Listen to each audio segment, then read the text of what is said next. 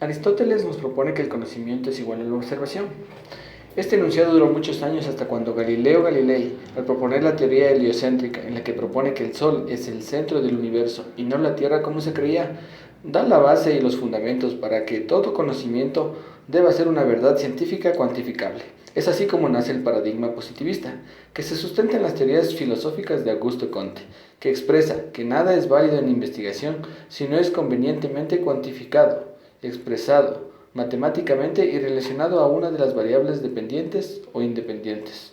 Considerando todo esto, hablamos del positivismo como una corriente de pensamiento filosófico y científico para poder explicar cómo el conocimiento que llamamos científico es real y así poder obtener resultados verdaderos. El paradigma también es considerado la corriente intelectual más importante del pensamiento occidental desde la segunda mitad del siglo XIX. Características del positivismo. Afirma que existe un método de conocimiento científico por el cual se puede acceder a conocer de manera absoluta al objeto del conocimiento. Postula que solo el conocimiento concebido como empírico es válido. Tuvo influencia en tiempos pasados y en la actualidad. Según Comte, existen tres características. Todo conocimiento descansa en la experiencia interna o externa. Todo conocimiento es fenómeno. Todos los fenómenos están sometidos a la inmutabilidad de las leyes naturales. Paradigma positivista lógico. Se sitúa en el área de conocimiento llamada ciencias naturales y ciencias sociales que se consideran experimentales.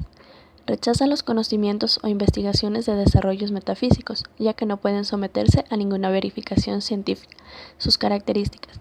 Actitud antimetafísica. Consideran que las cuestiones solo pueden ser decididas por métodos empíricos.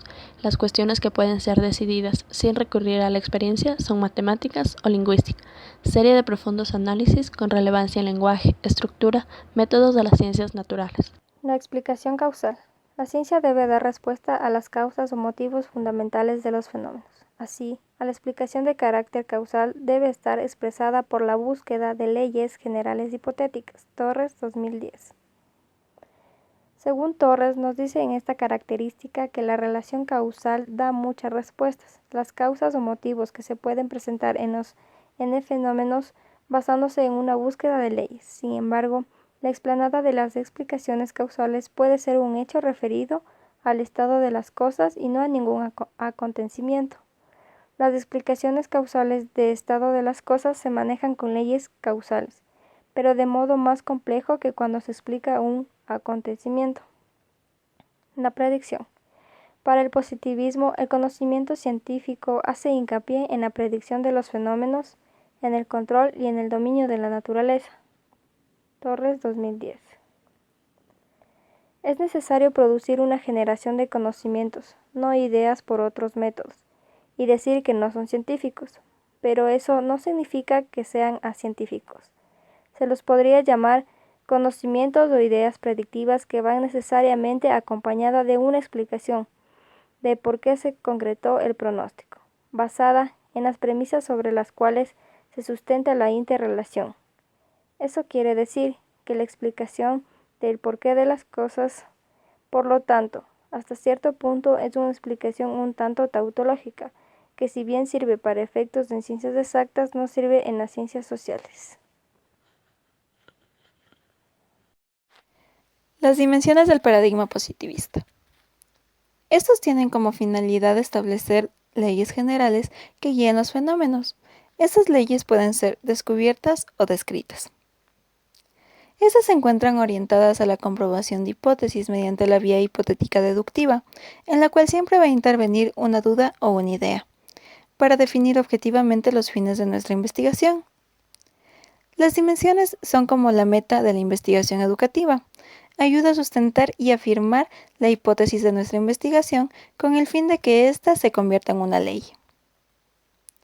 También están regidas al cambio social, consideradas como una corriente que se desarrolla a través de las ideas. Consta de elementos filosóficos, culturales, científicos y epistemológicos. Como ya habíamos hablado antes, las dimensiones del paradigma positivista se basan en varias corrientes. El paradigma positivista dice que tiene una existencia propia en el mundo natural, es decir, la sociedad que nos rodea. También dice que el paradigma positivista posee leyes que permiten explicar los fenómenos que pasan en el mundo natural. Se descubre mediante un método que utiliza la vía hipotética deductiva, como es lógico en todas las ciencias. Existen categorías que se recogen mediante la clasificación de elementos positivistas. En la ontología dice que concibe a la realidad social como simple y tangible. También nos dice que a la sociedad se la reconoce como propiedades aditivas y es el resultado de la sumatoria de las características y conductas de los individuos. También nos dice que la ontología es un conjunto de características que el individuo recoge durante toda su vida. Existen 4 dimensiones que son planteadas por Briones. La primera es la epistemología, que nos dice que desea conocer la extensión y la magnitud de la distribución de las características. Dice que es un conjunto de individuos que lo hacen mediante la fragmentación de tal realidad. La segunda es la metodología, que nos dice que su diseño es proyectado, es leal y es estructurado. Nos dice que las dimensiones están preestablecidas en el proyecto mismo, ya sea con números y orden. Dice que la forma que lo hacen es cerrado y no se aceptan fácilmente nuevas fases. La tercera es en el nivel de la realidad o naturaleza de la realidad. Dice que trata con hechos fácticos, responde a una exterioridad material, realidad social, que vienen impuestos desde afuera y en forma independientemente de la ciencia de las personas. La cuarta dimensión es en la realidad del investigador con el objeto por conocer. Nos dice que el investigador tiene un objeto de investigación, son independientes el conocer y el objeto y constituyen un dualismo discreto.